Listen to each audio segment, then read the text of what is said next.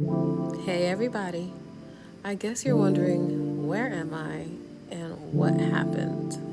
Well, for those who don't know, I recently went back home to Miami, Florida, and this is where this clip is taking place at one of my favorite parks to go to in the city. It's been quite the whirlwind of this unexpected move, but the purpose of this video is just to inform everybody what's going on and how I'm doing. So, without further ado, let's get into it.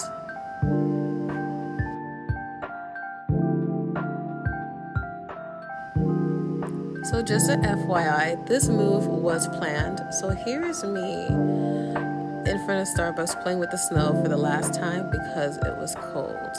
But let's get into the week.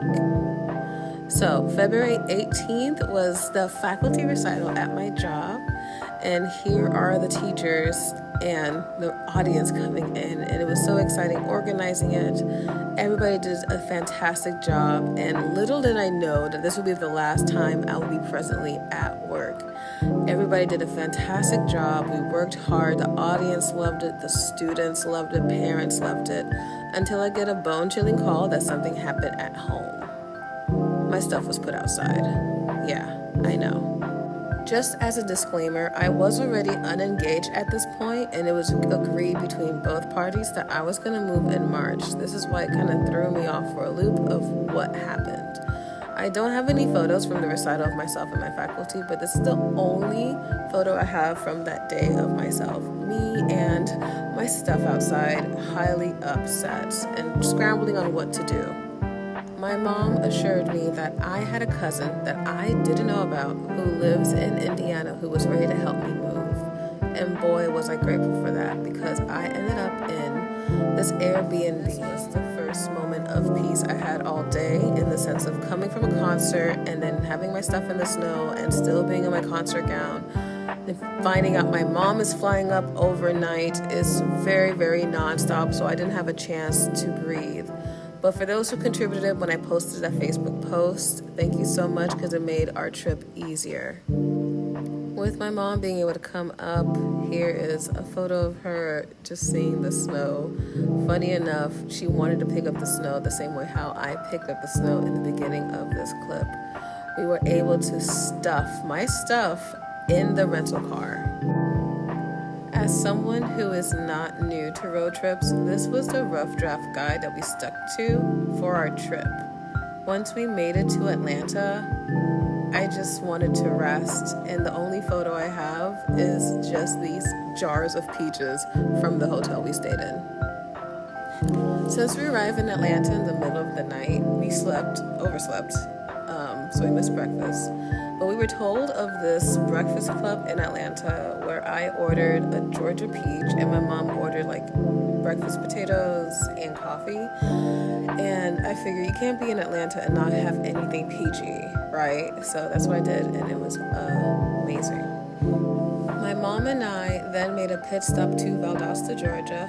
Let me know if I said it correctly or correct me in the comments, where my friend is stationed, and it was nice seeing a familiar face from home, especially since I haven't seen them since like 2017 maybe. So we arrived early morning in Miami.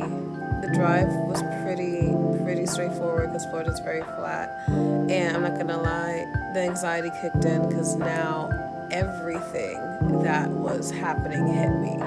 So it was a very rough first day, but in the evening I was able to get to the beach and then just stand in the water and let the water just wash away everything, and then it was just very, very meditative being there.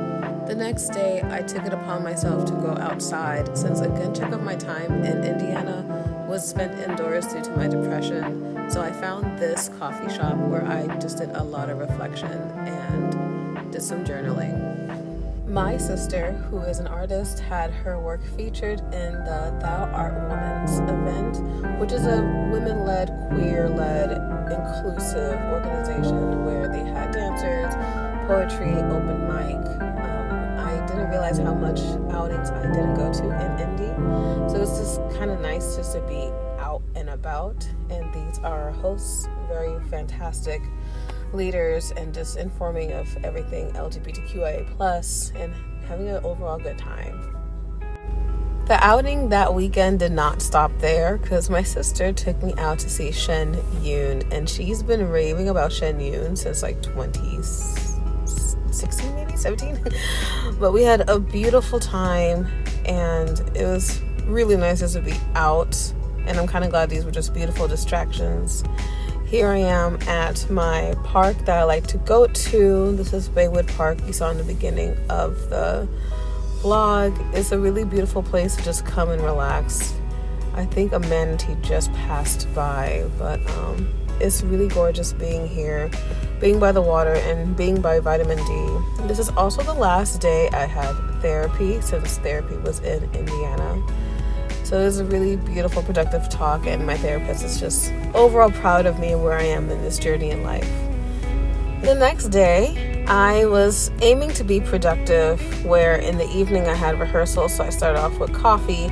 And here's a little snippet of the rehearsal that was featured in the program for honoring Miami foundations and philanthropists.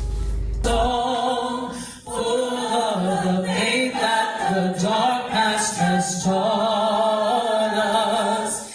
Sing a song full of the hope that the present has brought us. Facing the rising sun.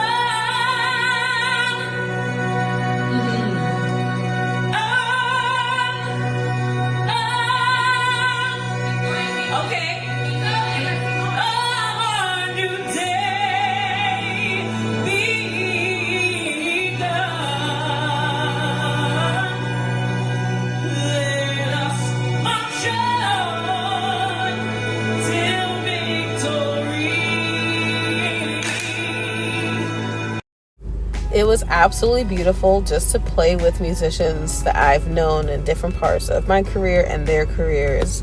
And fun fact, my mom watches not Real Housewives, which one is it? Love and Hip Hop Miami, where she told me about, you have to go to Flo's hair salon. And I'm like, okay. So I found the salon and I got my hair done, and this place is absolutely gorgeous, y'all. Like, just so good. And the stylist Shirlene took care of me so well, and I was ready for the first concert back in Miami after a week of everything nuts.